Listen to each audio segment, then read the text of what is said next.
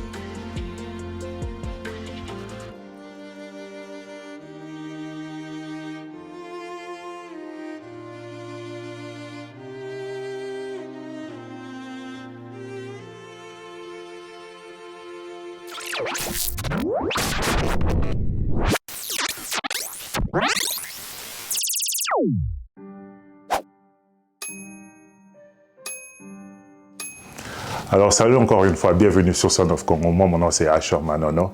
D'abord, si c'est la première fois que vous cliquez sur cette vidéo, merci beaucoup d'avoir cliqué. Je vais vous demander de please regarder la vidéo jusqu'à la fin. Je sais qu'il y a des vidéos qui sont quand même longues, mais essayez de regarder jusqu'à la fin. Si vous avez cliqué sur cette vidéo, ça veut dire que vous avez eu le temps de pouvoir vous informer sur quelque chose, apprendre quelque chose de nouveau. Et ici, je ne dis pas que ce que je vais vous dire, ce sera quelque chose de nouveau, ou bien je suis en train de vous donner des leçons. Mais vous allez apprendre quelque chose de nouveau en termes de... Vous regardez, vous voyez comment une autre personne est en train de penser. Souvent, le problème avec les Africains, avec les humains en général, c'est que nous avons tendance à nous encercler des gens qui sont comme nous, ou bien des gens qui ont la même mentalité que nous, des gens qui pensent comme nous. Mais à des fois, c'est bien de t'asseoir, regarder YouTube et regarder un peu, entendre la perspective d'autres personnes, des gens qui ne pensent pas comme toi. Donc ça, c'est un exercice aussi que nous devons faire en tant qu'Africains. Et parce que c'est la première fois peut-être que vous cliquez sur cette chaîne, je vais vous dire que Son of Congo, c'est pas une chaîne qui est une chaîne politique. C'est une chaîne où je parle... plus du développement de la République démocratique du Congo, le développement du continent africain. Et pour moi, pour que le continent africain puisse se développer, je trouve que les Africains doivent un peu changer leur mentalité, leur façon de voir les choses. Je ne crois pas que c'est la politique qui va changer, je ne crois pas que c'est toutes ces histoires qui se passent dans nos pays. Je crois que c'est notre mentalité qui doit changer, notre façon de raisonner qui doit changer. Et moi, dans Son of Congo, dans cette émission, j'essaie un peu de donner ma perspective, mon opinion, mon feedback sur tout ce que je suis en train de voir. Je ne dis pas que c'est vrai, je ne dis pas que c'est faux. Je dis d'ailleurs que si vous êtes contre ce que je dis, laissez des commentaires. Si vous êtes pour, laissez aussi votre feedback. Mais moi, ce que je suis en train de pousser dans l'émission, c'est que nous puissions analyser ce qui se passe en Afrique d'une façon un peu technique, que nous puissions regarder vraiment techniquement. Moi, je dis que j'ai étudié la technologie, j'ai étudié le Management Information System, et ce sont des histoires qui sont techniques. Et quand vous êtes en train d'analyser les problèmes africains, il est important pour nous d'avoir aussi une approche technique à nos analyses et des trucs comme ça, et de ne pas faire seulement des analyses sur les sentiments ou les gens qu'on n'aime pas et tout. Donc c'est un peu ça le Son of Congo. Je donne plus seulement mon opinion sur ce qui est en train de se passer, mon analyse de ce qui est en train de se faire. Mais comme je dis, je ne suis pas un politicien, je ne fais pas de la politique. Et en parlant même de changement de mentalité, parce que la plupart des Africains veulent toujours parler de la politique. Ici, ce que je dis est que la journée d'aujourd'hui même est un peu une journée de réflexion pour un peu parler à tout le monde et dire... je pensais au fait, je me disais, qu'est-ce qui ne va pas avec la diaspora africaine? Qu'est-ce qui ne va pas avec la diaspora congolaise? Je dis, je suis de la République démocratique du Congo, donc je donne l'exemple du Congo, mais je suis sûr que ça se passe un peu dans plusieurs diasporas. Donc, vous aussi comprenez seulement. Mais la question est, qu'est-ce qui se passe dans nos diasporas? Comment se fait-il que... je vous ai dit dans un autre épisode qu'un peuple qui n'est pas identifié ne peut pas se développer. Vous regardez des pays comme la République démocratique du Congo, où les gens sont en train de chercher à se développer, ils sont en train de chercher à développer le pays, mais le peuple congolais lui-même, il n'est pas identifié. Ils n'ont pas de carte il n'y a pas de carte de permis de conduire, il n'y a pas de ID, il n'y a pas de ID en République démocratique du Congo, donc il n'y a même pas moyen de savoir qui est un vrai Congolais et qui ne l'est pas.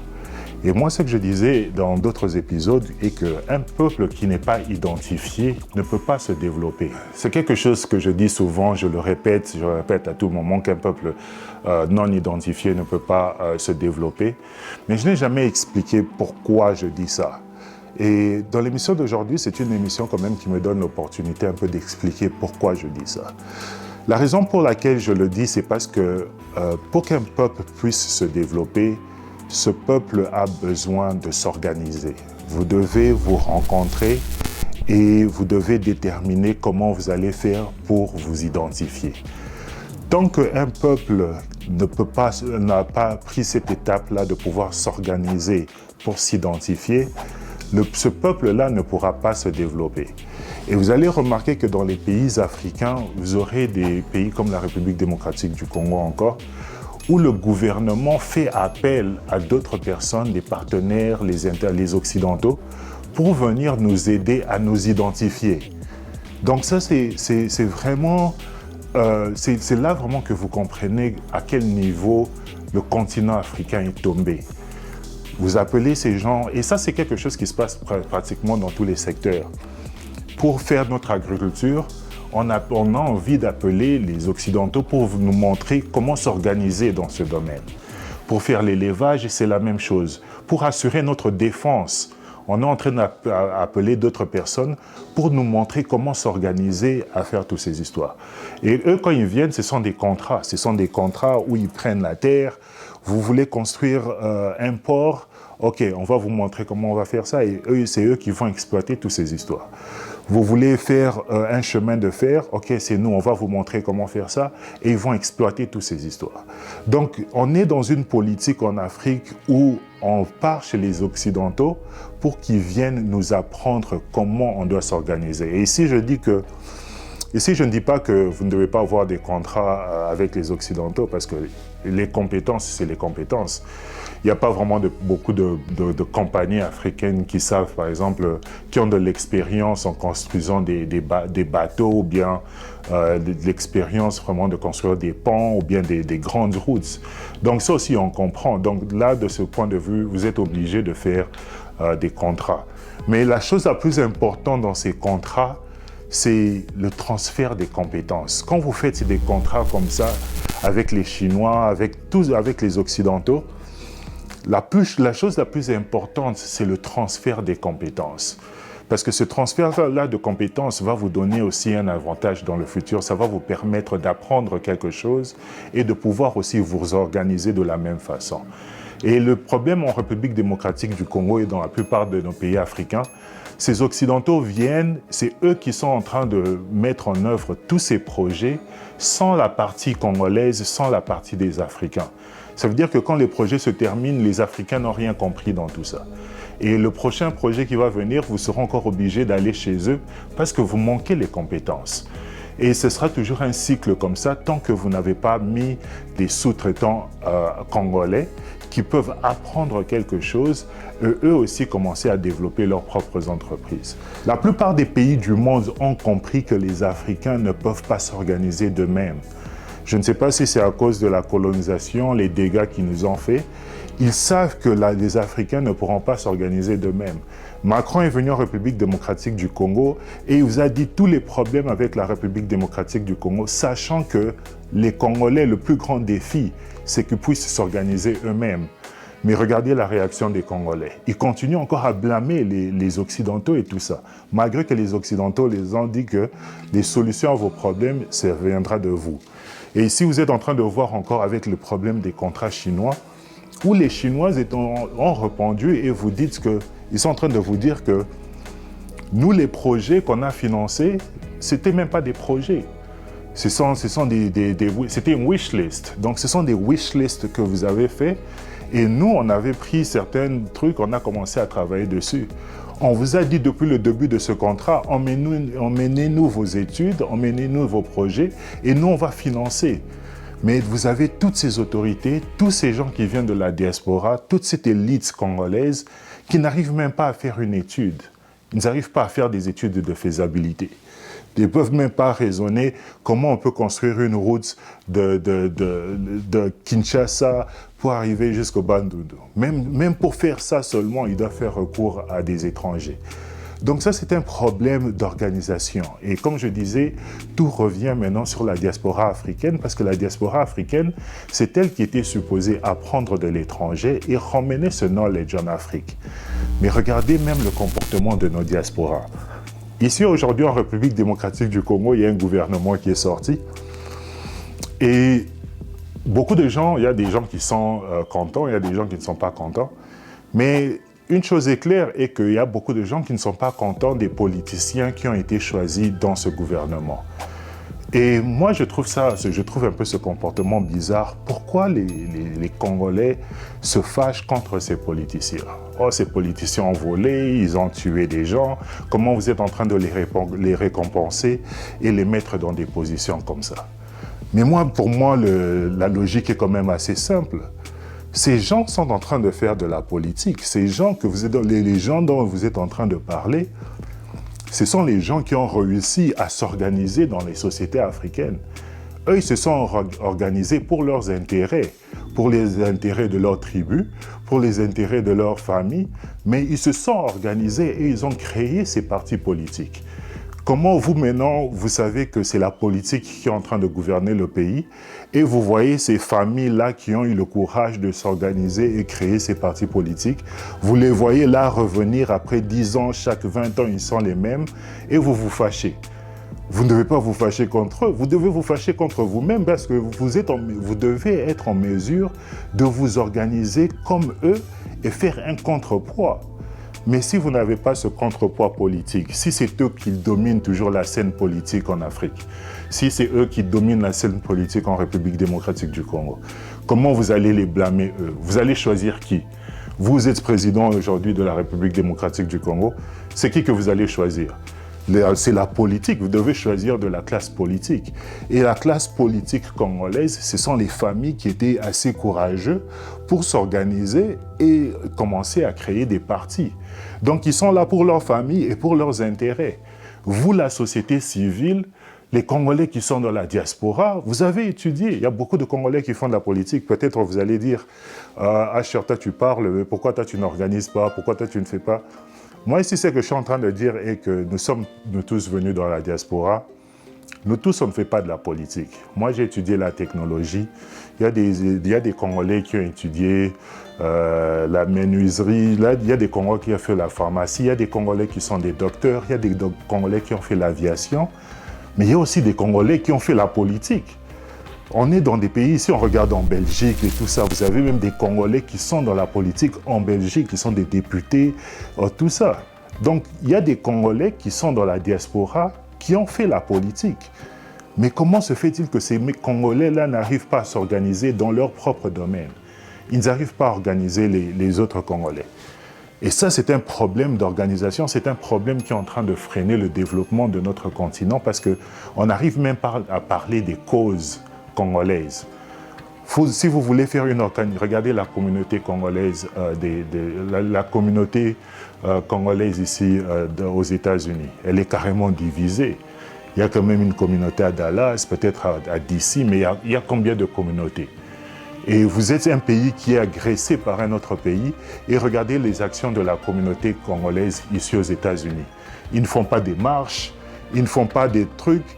Et ils se plaignent comment Macron est en train de soutenir le régime qui est au Congo, comment Biden est en train de soutenir le régime qui est au Congo, mais eux-mêmes qui habitent dans le pays de Macron, ils habitent dans le pays de Biden, ils n'arrivent pas à aller chez Biden et toquer à la porte et dire que nous sommes des Congolais et on s'est réunis, on se groupe ici, on veut que vous nous souteniez pour que nous, on puisse aller au Congo et prendre le contrôle de ce... Vous pouvez faire ça. Parce que tous les Africains disent que leur pouvoir vient des Occidentaux. Vous êtes les Africains de la diaspora, vous habitez même dans les pays des Occidentaux. Comment vous n'arrivez pas à vous organiser pour créer des lobbies, pour créer des partis politiques qui vont faire la concurrence avec les gens qui sont à Kinshasa? C'est parce que vous-même aussi, dans la diaspora, vous n'arrivez pas à vous organiser. Comment des gens qui sont venus à la diaspora ne peuvent pas raisonner à comment créer un parti politique qui sera un parti politique ou bien un lobby qui sera apolitique, ou bien pas apolitique, mais qui ne va pas prendre compte de l'ethnie, parce que c'est souvent ça qui nous divise. Vous allez voir comme ça, vous allez créer une organisation, si vous mettez le président est Luba, tous les gens commencent à complaindre. Si c'est le président est de l'autre, il est du Bandundu, les gens commencent à complaindre. Donc les autres tribus complainent. Comment vous, dans la diaspora, avec les mathématiciens, avec les project managers, avec tous les politiciens que vous avez, vous ne pouvez pas raisonner à comment créer un système où ça sera difficile de connaître les tribus ou bien d'être influencé par les tribus. Tout ça, ce sont des histoires qui existent. Ce sont des checks and balances qui existent, que vous pouvez créer. Toute organisation, c'est ce qu'on appelle en scientifique un algorithme. C'est trouver une solution pour résoudre un problème. Si on vous dit que le problème des Africains aujourd'hui, c'est les tribus, si un Moulouba fait quelque chose, les autres tribus ne vont pas soutenir. Si un Mukongo fait quelque chose, ces autres tribus ne vont pas soutenir. Vous, en tant que scientifique, vous devez raisonner à un modèle de société ou bien un modèle de parti politique où ça sera difficile que la tribu puisse influencer les personnes qui sont en train de diriger. Vous pouvez créer des structures qui sont anonymes. Vous pouvez faire tellement beaucoup de choses où le pouvoir de la structure n'est même pas connu. Mais comment vous ne pensez pas à tout ça? Comment vous ne créez pas des partis politiques? Vous êtes là seulement en train de pleurnicher chaque jour. Oh, Macron, pourquoi tu soutiens le pouvoir? Les autres, pourquoi vous soutenez le pouvoir? Mais vous-même, vraiment, qu'est-ce que vous êtes en train de faire? Quelle action la diaspora congolaise est en train de faire ici aux États-Unis pour parler de la cause africaine? Comment on n'est pas organisé, on ne s'est pas identifié, on n'arrive même pas à cotiser pour une cause. Moi, j'ai quand même participé à beaucoup des événements des gens de la diaspora. Et il y a des fois, je me dis, je suis prêt à cotiser pour cette cause, mais vous regardez seulement l'organisation, la façon de s'organiser, on n'a pas appris. Parce que vous êtes là en train de protester dans les réseaux sociaux, vous êtes là en train de combattre les concerts des musiciens en Europe. Mais comment vous n'arrivez pas à vous rassembler, vous tous, et créer un parti politique qui ne va pas prendre compte des tribus et qui va menacer le pouvoir qui se trouve au Congo et apporter le changement que vous êtes en train de chercher? Vous habitez dans le pays des Macron, vous habitez même en Belgique, dans le siège de tous ces... Donc vous pouvez même marcher et partir là-bas et faire le lobby. Mais comment vous n'arrivez pas à le faire? Vous pouvez les promettre les mêmes choses que les gens qui sont au Congo les ont promis. Supportez-nous et nous, on va faire ça avec vous. Donc c'est un problème de la diaspora africaine. Le problème du continent africain, c'est un problème strictly de la diaspora africaine et le manque de l'organisation de la diaspora africaine. Et c'est ça qui est en train de faire que notre pays, notre continent n'arrive pas à se développer. Right.